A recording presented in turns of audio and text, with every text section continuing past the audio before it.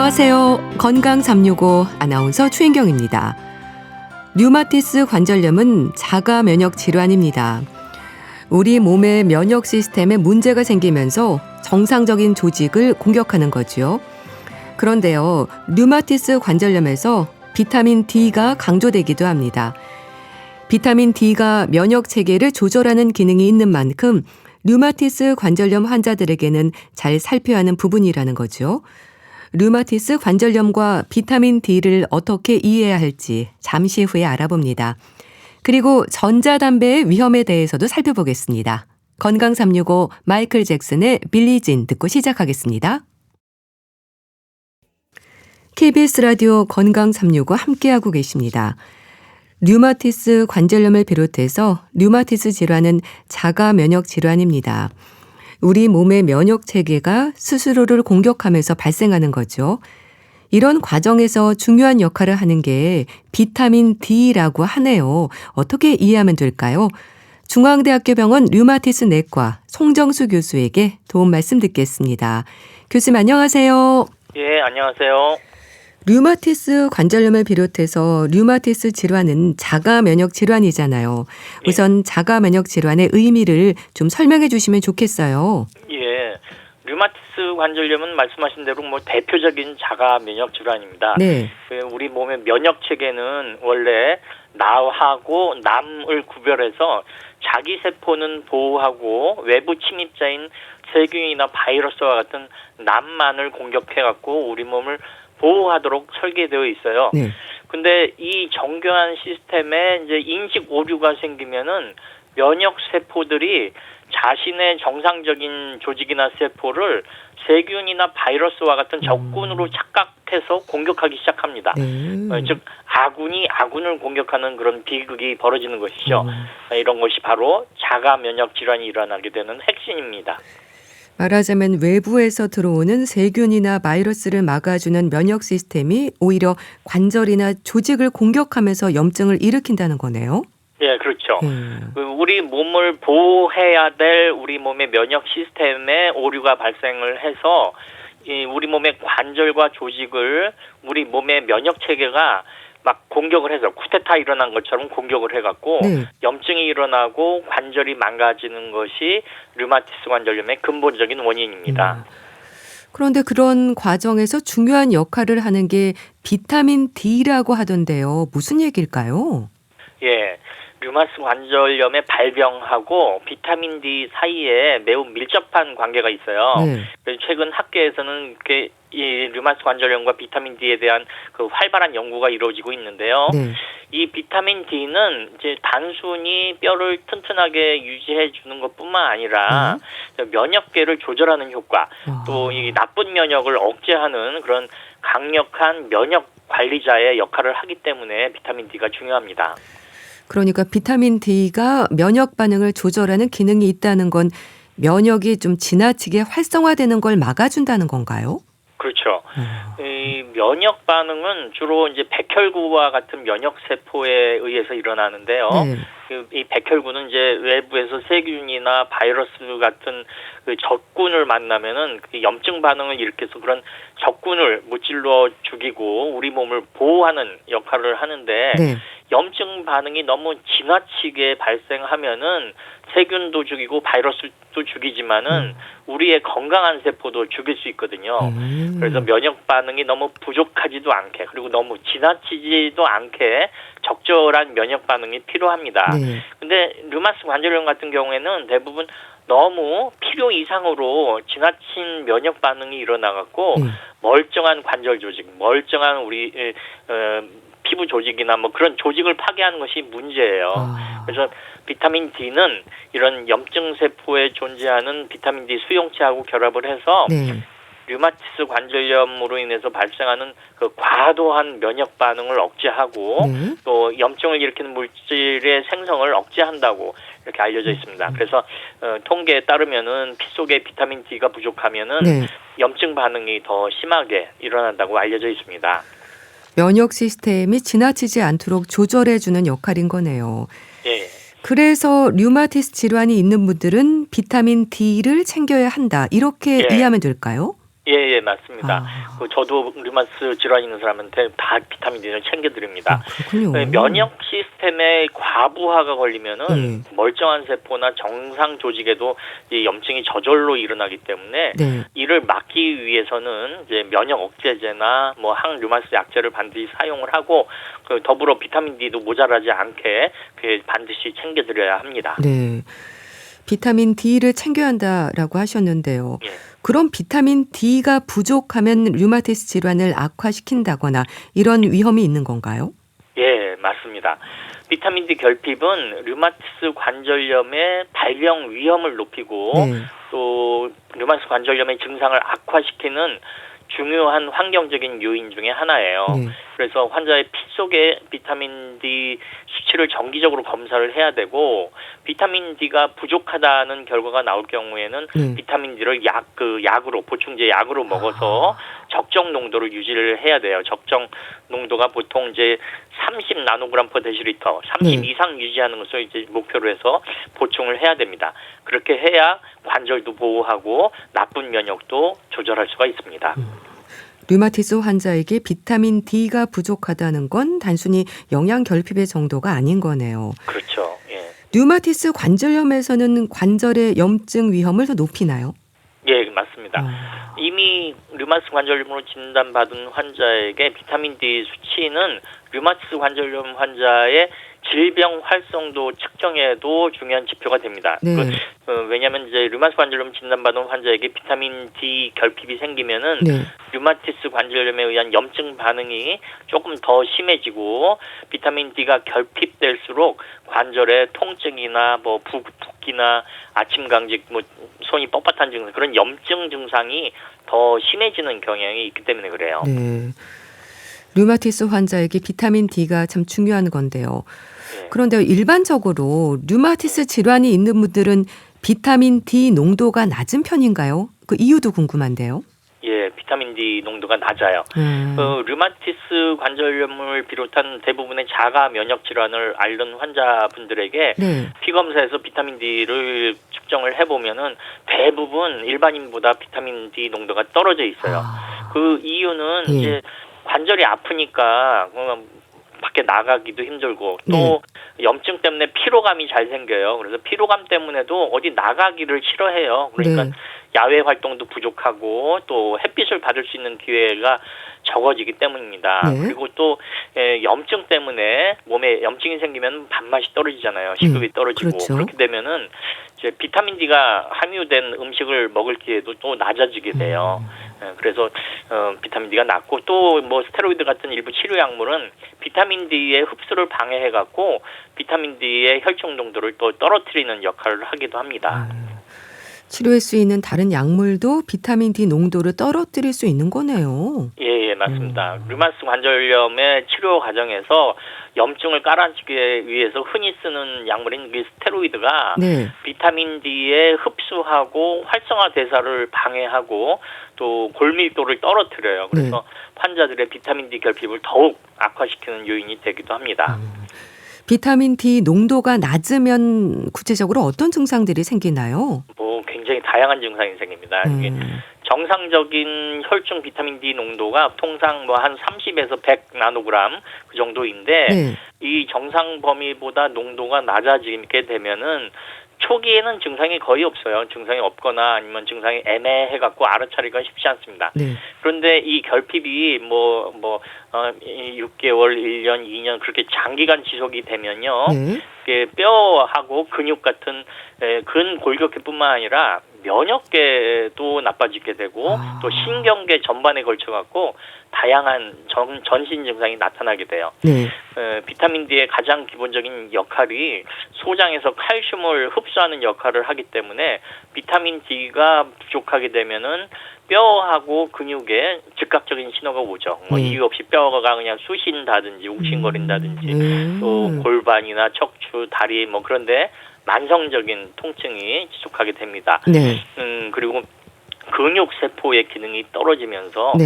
뭐 특별한 운동을 심하게 하지 않았는데도 온몸이 두들겨 맞은 듯이 아프고 또 다리에 힘이 풀리는 그런 느낌을 받을 수가 있고요. 네. 또 성인의 경우에는 뼈가 약해지고 골밀도가 약해지고 골다공증이 생기면서 뼈가 부러지는 골절의 위험이 또 네. 크게 올라갈 수가 있습니다. 네. 또 비타민 D는 이제 세포의 성장하고 면역 기능을 조절하는 호르몬과 같은 역할을 하기 때문에 네. 전신 대사에 영향을 미칩니다. 그래서 대표적인 증상이 뭐 잠을 충분히 자도 이게 피로감이 풀리지 않고 네. 뭐 무기력감이 계속되는 그런 증상이 생길 수가 있고요. 이런 증상, 피로감, 무기력감이 비타민 D 수치가 낮은 환자에게 가장 흔하게 호소하는 증상입니다. 네. 그리고 면역 세포의 활성이 떨어지면서 뭐 감기, 독감, 뭐 그런 호흡기 질환에 자주 걸리고 네. 피부에 상처가 나도 그 회복되는 속도가 더뎌지고 네. 또 뇌 조직에도 비타민 D 수용체가 많이 있는데요. 네. 뇌에도 이게 비타민 D가 떨어지게 되면 정신 건강에도 문제가 돼요. 그래서 비타민 D가 세로토닌 같은 신경 전달 물질 합성에도 관여하기 때문에 비타민 D가 결핍이 되면은 우울증이 높아지게 예. 되거나 또 정서 장애도 생기고 수면 장애, 불면증 이런 다양한 전신 증상이 생길 수 있는 위험이 있습니다. 네. 비타민 D가 정말 중요한 역할을 하는 것 같은데요. 예. 그중에서 피로감이라든지 심혈관 질환의 위험을 높일 수 있는 건 왜 그런 건가요? 예. 그 비타민 D가 그냥 뼈만 튼튼하게 하는 게 아니라 네. 이게 피로감도 일으키고 또 심장 혈관 질환의 위험을 높이는 역할을 하는데 그 이유는 이 비타민 D가 우리 몸 세포의 발전소인 미토콘드리아가 있어요. 미토콘드리아에서 우리 몸에 에너지를 만들어내거든요. 네. 근데 비타민 D가 부족하면은 세포 내에서 이게 에너지인 ATP라고 하는 에너지 생산 효율이 급격히 떨어져요.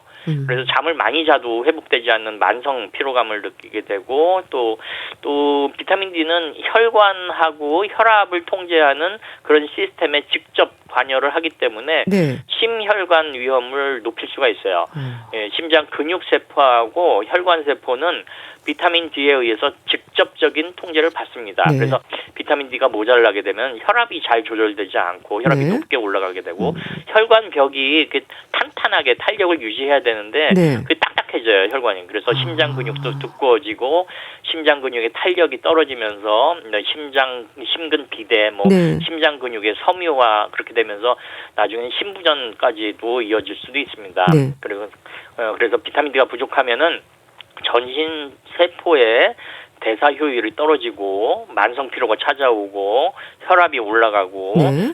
혈관이 딱딱해지는 석회화가 되면서 심혈관계 전반에 아주 치명적인 부담을 줄 수가 있습니다. 혈관 질환뿐 아니라 대사 질환에도 영향을 주는 건가요? 예, 맞습니다. 비타민 D 결핍은 대사 질환에도 많은 영향을 끼칩니다. 그렇군요. 예. 최근 의학계에서는 이 비타민 D를 단순한 영양소가 아니고 단순한 비타민이 아니고 뭐 췌장이나 간, 뭐 지방 조직, 근육 이런 대사 핵심 기관의 기능을 총괄하는 대사 조절 호르몬이라고 인정을 하고 있습니다. 그래서 비타민 D가 떨어지게 되면은 췌장에서 나오는 인슐린 저항성을 악화시켜갖고 당뇨병이 생기고 또 대사증후군, 지방간 이런 대사 질환에도 일으키고 악화시키는 그런 직접적인 영향을 미친다고 알려져 있습니다. 네. 비타민 D 하면 흔히 뼈에 좋은 영양소로만 알고 있는데 그 정도가 아닌 거네요. 그렇죠. 대사 조절 호르몬이라고 말씀하셨는데요. 예. 이제 활성형 비타민 D로 불리는 이유가 있겠다 싶은데요. 예. 그럼 비타민 D 섭취량으로 볼 때는 어느 정도를 챙겨야 할까요? 예, 그 사람마다 조금 다른데요. 네. 비타민 D의 섭취량을 결정하기 위해서는 먼저 피 검사를 해서 비타민 D 농도가 얼만큼 되는지 재봐야 돼요. 그래서 정확한 피로 섭취량을 결정할 수가 있습니다. 그래서 류마스 관절염 환자나 대사증후군 관리가 필요하신 분들은 혈중 농도를 30에서 100 정도 수준으로 다소 넉넉하게 유지하는 것이 면역 기능을 유지하고 대사 조절을 원활하게 할 수 있기 때문에 우선 혈액 검사를 통해서 비타민 D를 측정하는 게 좋습니다. 네. 그래서 좀 모자라면은 하루 1000단위로, 1000단위가 한 알이거든요. 비타민 D. 한 알 정도로 시작을 하는 걸 추천을 합니다. 그리고 비타민 D 수치를 정기적으로 측정을 해갖고 계속해서 이게 30 이하로 나오게 부족하게 나온다면은 좀 2000단위나 3000단위, 그러니까 2알이나 3알 그렇게 점차 증량해서 복용하시기를 이렇게 추천드립니다. 그리고 비타민 D는 이제 지용성 비타민이에요. 기름에 녹는. 그래서 공복에 드시면은 흡수율이 떨어지기 때문에 지방이 적당히 포함된 그 음식을 드신 다음에 하루 중 뭐 점심이나 저녁 같이 이렇게 지방이 많이 포함된 식사를 한 후에 비타민 D를 먹는 것이 흡수에 좋습니다. 네. 말씀을 들으니까 비타민 D를 좀 챙겨야 하나 이런 생각이 드는데요. 맞습니다. 그런데 건강한 사람들에게는 비타민 D가 부족한 일은 많지 않죠. 뭐 햇빛을 쬐고 음식으로도 충분하지 않나요? 아닙니다. 아, 그렇군요. 건강한 사람도 그렇게 충분하지는 않습니다. 짬내서 햇빛을 쬐고 뭐 삼시세끼 잘 먹으니까 뭐 부족할 일이 없을 것 같는데요. 놀랍게도 이게 현대 사회에서는 건강한 사람일수록 비타민 D 결핍이 많이 있습니다. 실제로 우리나라 질병관리청의 국민건강영양조사 데이터에 따르면은 한국인의 약 한 80% 정도가 비타민 D 결핍 또는 불충분 상태에 해당합니다. 이거는 또 전 세계적으로도 우리가 좀 심각한 것에 속하는데요. 건강하고 잘 챙겨 먹는 사람조차 비타민 D가 부족할 수밖에 없는 이유는 이제 우리가 햇빛을 잘 못 쬐는 거예요. 햇빛 쬐는 야외 활동을 좀 실내 활동을 우리가 많이 하잖아요. 현대인들이 실내 활동 많이 하고 또 밖에 나가면 자외선 뭐 피부암 걸린다고 자외선 차단하는 자외선 선크림 많이 바르고 또 겨울철에는 또 햇빛이 잘 들어오지도 않고 그래서 아무튼 우리가 잘 먹고 운동을 많이 한다고 해도 비타민 D는 많이 부족한 경우가 많아요. 그래서 뭐 대부분은 이 별도의 영양제를 챙기지 않는다면은 그 혈중 비타민 농도를 건강한 수준, 즉 30나노그램 이상으로 유지하기는 그렇게 쉽지가 않습니다. 건강한 사람들도 좀 햇빛을 쬐어주고 신경 써서 보증을 해야 되는 건데요. 그렇죠. 그런데 류마티스 질환, 특히 전신 홍반 루푸스는 햇빛 노출을 좀 피해야 되는 만큼 비타민 D 결핍 위험이 높아지겠네요. 네, 맞습니다.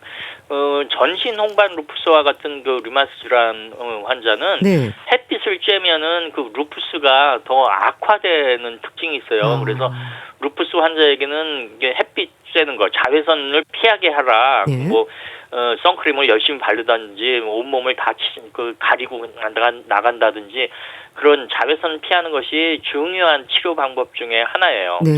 그렇게 되면은요 비타민 D 결핍이 더욱 심해지게 되죠. 그래서 이런 전신홍반 루푸스 환자들에게는 반드시 피 검사를 해서 비타민 D를 검사하고 또 비타민 D를 챙겨갖고 처방을 해야 합니다. 그런 분들은 자연적인 햇빛 노출은 좀 제한적일 것 같은데요. 맞습니다. 자, 그렇다면 류마티스 질환으로 관리 중인 분들은 비타민 D가 부족하지 않도록 어떻게 신경을 써야 될까요? 제일 중요한 거는 이제 면역계 안정과 또 뼈 건강을 위해서 비타민 D 관리가 뭐 굉장히 중요합니다. 근데 뭐 무작정 햇빛색이나 음식 섭취 같은 거로 좀 부족함이 있죠. 그래서 또 자외선 쐬고 그러면 병이 악화될 수도 있고 또 관절이 아파서 밖으로 외출을 못하는 분들도 많기 때문에 류마티스 환자분들이 이제 햇빛을 통해서 비타민 D를 만들겠다라고 하는 생각은 버리고 정기적으로 피 검사를 해갖고 비타민 D가 얼마나 부족한지를 확인을 하고 부족한 정도에 따라서 비타민 D 보충제를 뭐 하루에 한 알 또는 2알 그렇게 복용하는 것이 가장 안전한 방법입니다. 그리고 또 식사를 잘 못하거나 비타민 D가 뭐 5, 10, 뭐 15 그렇게 너무 떨어져 있는 사람은 비타민 D 고용량 주사제를 이제 3개월에 한 번씩 근육 주사로 맞는 그런 방법도 있습니다. 그렇다면 환자 상태에 따라서 좀 개인차가 있겠네요. 개인차가 많습니다. 비타민 D 결핍 상태하고 그에 따른 필요 보충량은 이 환자의 특성, 뭐 키라든지 뭐 나이라든지 그런 동반 질환 그리고 복용 중인 약물, 어떤 약물을 먹느냐에 따라서 아주 크게 개인차가 있습니다. 그래서 처음 처음에 혈액으로 피 검사를 비타민 D 검사를 하면은 네. 대부분 환자가 많이 떨어져 있는데요. 어떤 환자는 아주 많이 떨어져 있고 어떤 환자는 거의 정상에 가까운 환자들도 있습니다. 네. 그리고 질병을 앓는 환자 중에 이제 염증성 장질환, 뭐 크론병이나 뭐 궤양성 대장질환 그런 거나 아니면 네. 위절제술을 시행했던 환자는 비타민 D를 많이 먹어도 장에서 흡수가 안 돼요. 그래서 비타민 D가 낮게 나오고 또 간 기능이 나쁘거나 신장 기능이 나쁘면은 활성형 비타민 D 합성이 안 됩니다. 네. 그래서 피 검사에서 비타민 D가 또 낮게 나오고요. 또 류마티스 질환 치료를 위해서 스테로이드를 먹는 사람들도 네. 스테로이드에 의해서 비타민 D가 빨리 파괴가 되고 장에서 칼슘 흡수도 억제가 돼요. 그래서 스테로이드를 장기 복용하는 분들은 네. 남들보다 비타민 D 결핍에 훨씬 취약해요. 네. 그리고 또 나이가 들면 노인에게서는 피부에서 비타민 D를 합성하는 능력이 젊은이에 비해서 최대 4배 이상 감소를 하기 때문에 네. 나이 드신 분이라든지 뭐 스테로이드를 드신 분이라든지 그런 사람들은 약을 뭐 한 알 내지 두 알, 한 알보다는 두세 알 그렇게 네. 두세 배를 투여를 해도 비타민 D가 낮을 수도 있기 때문에 네. 그래서 비타민 D 결핍 상태는 동반 질환이나 복용 중인 약물이나 그런 나이 따라서 나이 그런 거에 따라서 개인차가 상당하게 있습니다. 네, 알겠습니다. 자, 오늘은 류마티스 질환에서 비타민 D의 역할에 대한 말씀 들었는데요. 중앙대학교 병원 류마티스 내과 송정수 교수와 함께했습니다. 감사합니다. 예, 감사합니다. KBS 라디오 건강 365 함께하고 계신데요. K2의 소유하지 않는 사랑 듣고 다시 오겠습니다. KBS 라디오 건강 365 함께하고 계십니다.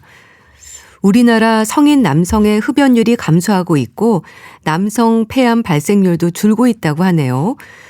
고위험 흡연자를 대상으로 하는 저설량 흉부 CT 검진을 비롯해서 금연 상담과 지원, 또 지속적인 캠페인도 도움이 되지 않았을까 싶기도 한데요. 전자담배에 대한 인식은 어떨까요? 가톨릭대 인천 성모병원 가정의학과 서민석 교수에게 도움 말씀 듣겠습니다. 교수님 안녕하세요. 네, 안녕하세요. 전자담배는 금연으로 가는 중간 단계다 이렇게 생각하는 분들도 많습니다. 어떨까요? 그 많은 흡연자들이 네. 금연 시도할 때 전자담배를 고려하시는 걸로 설문조사에서 나온 게 있거든요. 네. 그래서 실제로 이제 조사 결과를 보면 20% 정도는 시도해봤다. 그리고 43% 정도는 도움이 될 것 같다라고 인식을 하는 분들이 많습니다. 네. 그런데 실제 전자담배도 담배고요. 금연을 위한 도구라고 볼 수는 없습니다. 네. 그러니까 전자담배도 담배이고 일반 담배와 똑같이 해롭다는 거죠? 맞습니다. 결국에는 전자담배도 담배에 있는 그 유해 물질이 있거든요. 네. 그래서 물론 이제 전자담배가 연초랑 비교해서는 유해 물질이 좀 적기 때문에 건강에는 좀 덜 해롭지 않을까 생각하시는 분들이 있거든요. 네. 그렇지만은 중요한 건 현재까지 연구 결과에서는 덜 해롭다는 근거가 없습니다. 일반 단계와 마찬가지로 여러 발암물질, 독성물질 포함되어 있기 때문에 실제로 전자담배가 폐 기능을 악화시키거나 심혈관 질환, 암 발생 위험 증가하는 걸로 되어 있기 때문에 안전하지 않은 거죠. 네.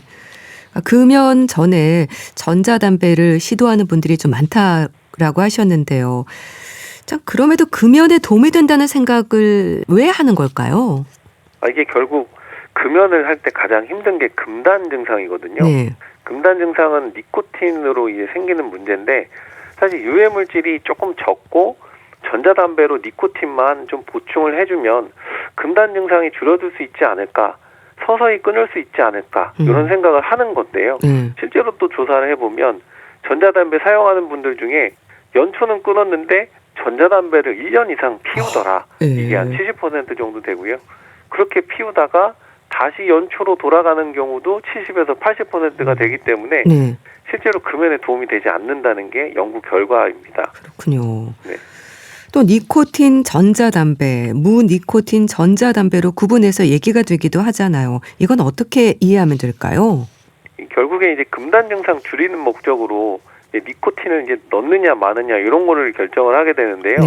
대부분의 전자담배는 니코틴이 포함이 되어 있습니다. 포함되어 있고 그 기기의 뭐 출력이라든지 내가 얼마나 그걸 흡입하는 횟수에 따라서 실제로 내가 니코틴 흡수된 양이 조절되도록 되어 있거든요. 네. 근데 무니코틴이라고 니코틴의 함량이 실제로는 매우 낮거나 없다고 설명을 합니다. 네. 근데 실제로 조사를 해보면은 무니코틴은 아니고 네. 소량이 포함되어 있는 경우도 있고 오히려 좀 다른 화학 합성물들이 포함되어 있을 수 있어서 좀 조심해야 된다고 되어 있고요. 네. 아무래도 이제 흡연을 할 때 전자담배를 찾는 이유가 흡연할 때 이제 연기 나오는 게 만족을 해서 그런 것 때문에 이제 사용하는 경우들도 있긴 한데요. 예. 어쨌든 그런 연기를 내뿜는 행동으로 조금 담배 피는 느낌을 주기 위해 만든 게 무니코틴 전자담배다 이렇게 생각하시면 될 것 같습니다.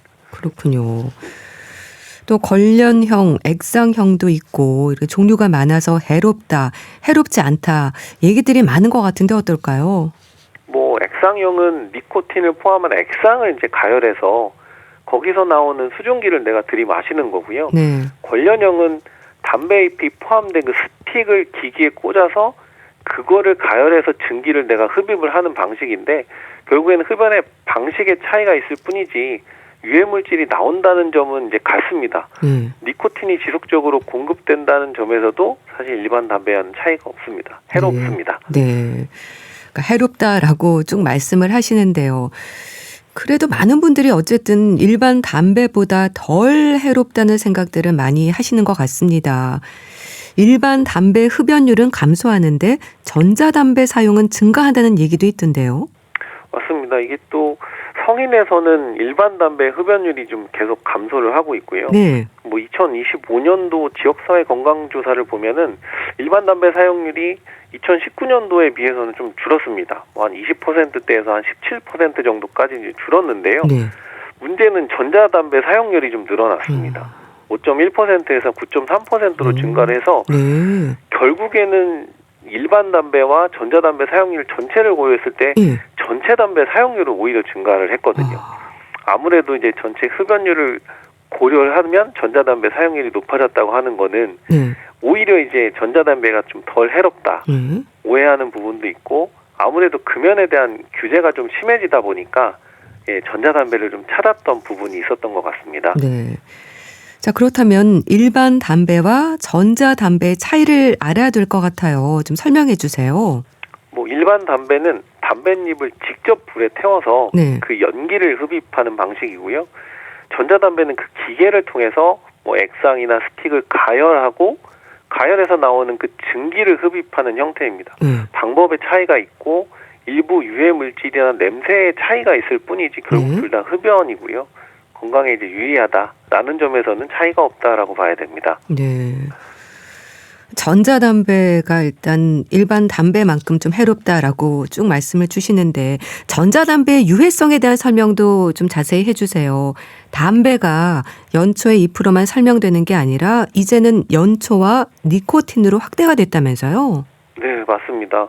뭐 우선 이제 2026년 4월 24일 날 담배 사업법이 개정이 되면서 네.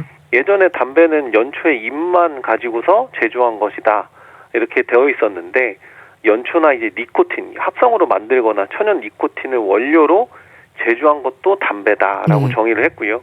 그래서 예전에 이제 전자담배 사용률이 많이 늘어났던 게 이게 담배로 이제 포함이 되어 있지 않았기 때문에 규제에서 좀 자유로웠거든요.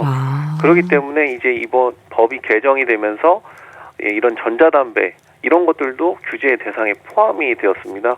그래서 금연구역에서도 사용을 못하게 되어 있고 온라인 판매하거나 미성년자 판매도 당연히 이제 금지되고 일반 담배보다 좀 쌌거든요. 세금도 부과되고 건강 경고 문구도 표시하는 그런 부분들 때문에 사실 규제가 좀 강화됐다라고 보이고요. 전자담배 유해성은 뭐 이미 여러 연구에서 일반 담배에 비해서 유해 물질이 좀 적다. 그렇지만 없는 게 아니다. 그리고 오히려 다른 유해 물질도 나올 수 있다라는 부분에서 전자담배도 결국엔 건강에 좋지 않다라고 알려져 있습니다. 네. 그럼 담배 성분뿐 아니라 배출물에 대해서도 좀 설명을 해주세요. 뭐 연초에서 나오는 배출물이 본인뿐만이 아니라 제3자의 건강을 위협한다는 건 이미 잘 아실 건데요. 그렇죠. 담배 연기에 뭐 중독성 물질 니코틴도 많고 독성 화학 물질 뭐 타르, 일산화탄소 등 성분이 뭐 한 7,000종 이상 포함되어 있고요. 그중에 이제 70종 이상은 1급 발암물질이거든요. 네. 그동안은 이제 전자담배가 냄새가 좀 적으니까 이게 좀 유해 물질이 좀 적게 나오는 거 아니냐, 덜 해로운 거 아니냐 이렇게 생각을 했는데 오히려 이제 그렇지 않다라는 연구 결과들이 좀 발표가 계속 되고 있습니다. 오히려 이제 전자담배가 초미세먼지 농도가 이제 급격하게 올라가게 되고 그렇게 배출된 에어로졸이 실내 공기 중에서 또 오존이랑 반응을 하거든요. 그러면서 폐 조직을 손상시킬 수 있는 유해 물질이 추가로 만들어질 수 있다. 그렇기 때문에 해롭다. 이런 것들이 좀 밝혀지고 있습니다. 네. 또 앞서 관련형, 액상형 말씀하셨는데요. 액상형 전자담배는 합성 니코틴으로 이해하면 되나요? 액상형 전자담배 그 액상 안에 니코틴이 가장 중요한 물질이고요. 그 외에 뭐 프로필렌 글리콜, 식물성 글리세린 뭐 이런 거에다가 향료까지 포함이 되어 있거든요. 근데 이제 가장 중요한 그 니코틴을 어떻게 만드냐가 중요한 건데 방법에 따라서 담배 그 줄기에서 직접 추출한 천연 니코틴 성분도 있고요. 화학적으로 니코틴을 만들어낸 합성 니코틴도 있습니다. 담배사업법이 개정되기 전에 천연 니코틴 액상이 거의 없었거든요. 왜냐면 이게 비싸고 그건 규제 대상에 포함이 돼서 그렇게 거의 사용을 안 했는데 대부분 이제 합성 니코틴을 사용했기 때문에 액상형 전자담배는 합성 니코틴이 좀 많았던 거지 그게 전부는 아닙니다. 그렇군요. 예. 이 전자담배도 규제 대상에 포함이 됐다라고 하셨는데요. 그러니까 전자담배도 당연히 금연구역에서 흡연 금지를 지켜야 하는 거겠죠? 맞습니다. 법이 이제 개정이 됐고 전자담배도 규제 대상이 됐기 때문에 금연구역에서 금연 지키셔야 되고요.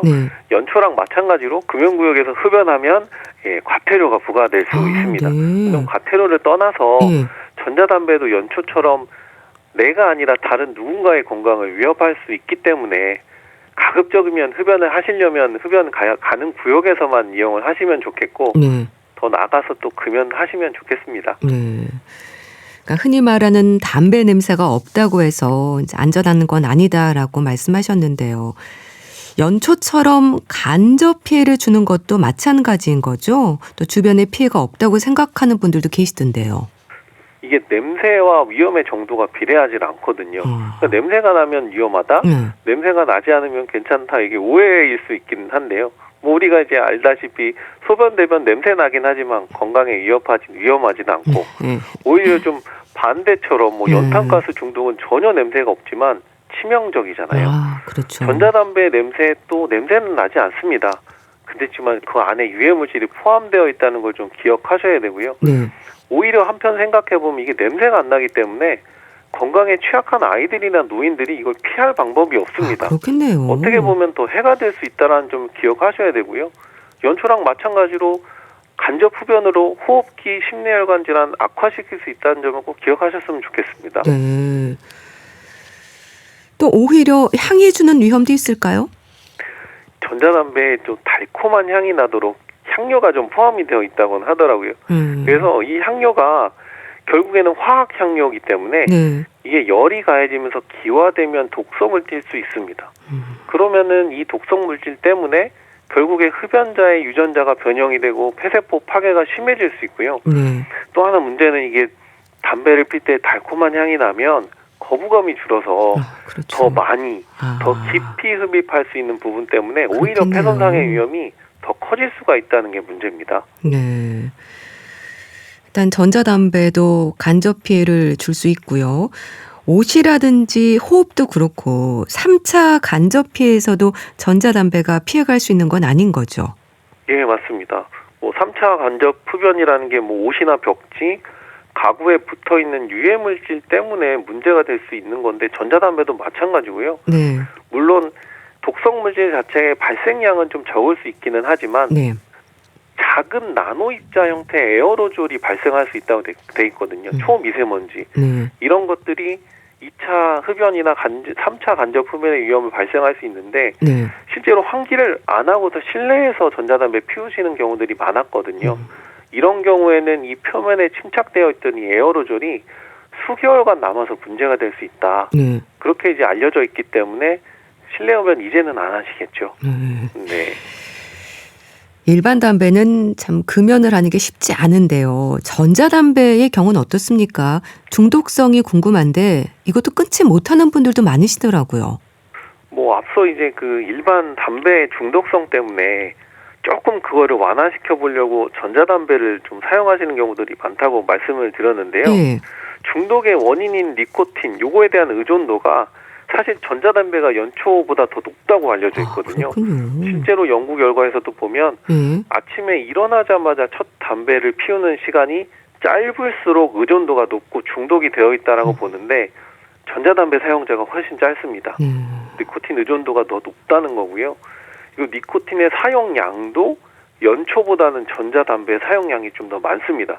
그렇기 때문에 연초에서 금연으로 가는 게 아니라 네. 전자담배를 계속 쓰다가 그냥 계속 피우는 경우가 70%인 거고 네. 다시 연초로 돌아갈 수 있는 가능성도 80%에 이르는 거기 때문에 네. 중독성이 더 심하고 결국에는 더 못 끊는다라고 생각하셔야 됩니다. 네. 그럼 또 일반 담배와 전자담배를 모두 사용하는 분들도 많나요? 그저 다양성의 하나로 생각하는 건가 싶기도 한데요. 일반 담배랑 전자담배를 모두 사용하는 사람은 이제 다중담배 사용자라고 하는데요. 예. 이제 국내 흡연자 조사를 해보면 20% 이상이 이제 다중담배 사용자라고 알려져 있고요. 이게 다양성의 문제라기보다는 어떻게 보면 지금까지 흡연 규제 때문에 실내에서 이제 연초 태우기가 좀 어려우니까 그랬죠. 그걸 이제 대신하면서 이제 전자담배를 쓰고 나가서는 일반 담배 피우고 뭐 이런 경향들이 있었던 것 같습니다. 또 전자담배를 금연으로 가는 단계로 여기는 분들은 일반 담배와 비교할 때 위해 농도가 낮다고 생각하는 분들도 많다라고 하셨는데 이 부분은 어떨까요? 실제 이제 연구 결과에서 금연으로 가는 단계에서 이제 전자담배랑 일반 담배를 같이 태울 때 오히려 좀 더 해롭지 않겠냐라는 결과가 나왔는데요. 네. 실제로 니코틴 의존도만 가지고 봤을 때도 같이 태우시는 분들이 의존도가 더 높다라고 되어 있고요. 중요한 거는 이제 염증, 산화 스트레스 지수도 다중담배 사용자에서 또 높습니다. 그렇기 때문에 건강에는 치명적이라고 알 수 있고요. 그리고 금연으로 가는 과정 중에 뭐 덜 위험하다 뭐 이렇게 생각하는 경우도 있기는 한데 앞서 말씀드린 것처럼 오히려 담배를 못 끊고 니코틴 중독이 더 심해질 수는 있습니다. 그렇기 때문에 전자담배를 금연의 과정으로 생각하시는 분들은 사실 금연 클리닉에 가서 니코틴 대체제나 약물 치료를 선택하는 것이 훨씬 더 건강하고 현명한 금연 방법이라고 볼 수 있습니다. 네. 또 냄새가 없다고 해서 해롭지 않은 것도 아니고 향을 내는 물질도 또 안 좋다고 하셨는데 전자담배에서 향을 내는 물질은 어떤가요? 냄새, 좋은 향이지 속으면 안 되는데요. 네. 이게 워낙 담배가 일반 담배 같은 경우에는 자극적이기 때문에 사실 그걸 처음에 태울 때 피하게 되는 경우들이 있거든요. 근데 전자담배 향이 좀 좋습니다. 향의 종류에 따라 뭐 달콤하고 그렇군요. 상큼한 과일향도 있고요. 시원함을 주는 뭐 멘솔, 민트 계열의 향도 있고요. 그리고 실제 담배처럼 연초랑 비슷한 향이 나는 종류도 있습니다. 근데 중요한 거는 향이 좋다고 해서 덜 위험하지는 않다라는 점. 오히려 향 때문에 거부감이 줄어서 더 자주 사용하는 가능성이 있습니다. 그래서 향에 속으면 안 됩니다. 그렇군요. 또 심지어 전자담배가 마약의 도구로도 악용될 수 있다는 우려도 있던데 어떤 얘기인가요? 이게 좀 더 요즘에 심각한 문제일 수 있는데요. 뭐 물론 이제 미국이나 일부 주에서는 대마초 성분이 합법인 경우도 있긴 하지만 우리나라는 불법이거든요. 예전에 한번 외국의 야구 선수가 이제 인터넷으로 주문했던 전자담배 성분 안에 대마초 성분이 검출돼서 문제가 됐던 경우도 있었는데요. 여기서 이제 더 심각한 거는 일반 전자담배에다가 액상대마나 합성 카트리지를 결합해서 흡입하는 경우에 이제 마약 흡입이 될 수 있는데 이게 전자담배랑 마약이랑 구분하기도 좀 어렵고 이 냄새가 안 나기 때문에 단속이 좀 어렵다고 하거든요. 특히 이제 전자담배로 시작하는 경우가 이제 소아청소년이 좀 많았는데 호기심으로 시작했다가 중독되는 사례들이 이제 보고되고 있고 근데 이런 우리나라의 경향들이 이미 10년 전에 미국에서는 보고가 됐습니다. 네. 실제 미국에서 10년 전 조사에 의하면 5명 중에 1명이 전자담배로 마약을 피웠다라는 결과가 있고요. 결국엔 전자담배로 인한 흡연 문제뿐만이 아니라 이게 마약 투약의 도구로 악용될 수 있고 위험하다는 점에서 전자담배는 금연의 도구뿐만이 아니라 이게 더 심한 마약 중독까지 갈 위험성에 대한 이제 경고가 좀 필요한 상태입니다. 그렇군요. 자, 그렇다면 전자담배에 대한 오해랄까요? 잘못 인식하고 있는 부모들이 참 많다라는 생각이 드는데 정리 차원에서도 꼭 강조하고 싶은 말씀 있지 않을까요? 지저분한 말씀을 좀 드려서 죄송한데요. 네. 코끼리의 대변도 파리의 대변도 사실 크기의 차이만 있을 뿐 배설물이라는 점은 이제 마찬가지입니다. 네. 어떻게 보면 파리의 배설물은 오히려 작고 눈에 보이진 않지만 병원균을 통해서 다양한 감염병을 유발할 수 있고 해로울 수 있거든요. 네. 연초나 전자담배나 결국은 해롭다는 점을 꼭 기억하셔야 됩니다. 네. 해로움의 차이가 있다 해도 해로움이 없는 것은 아니다. 그리고 흡연에 대한 치료는 금연이기 때문에 네. 전자담배가 아니다. 금연을 원하신다고 하면 꼭 전문가랑 상의하셔서 건강하고 효과적인 방법을 찾으시는 것이 좋다라고 말씀드리고 싶습니다. 네. 그러니까 전자담배도 담배고 흡연의 위험은 똑같다는 거 기억하시기 바랍니다. 네. 가톨릭대 인천 성모병원 가정의학과 서민석 교수와 함께 했는데요. 잘 들었습니다. 감사합니다. 네, 감사합니다. 성시경의 희재 보내드리면서 인사드릴게요. 또 오늘 방송 내용은 KBS 콩 유튜브 채널에서도 다시 들으실 수 있습니다. 건강365 아나운서 최인경이었습니다. 고맙습니다.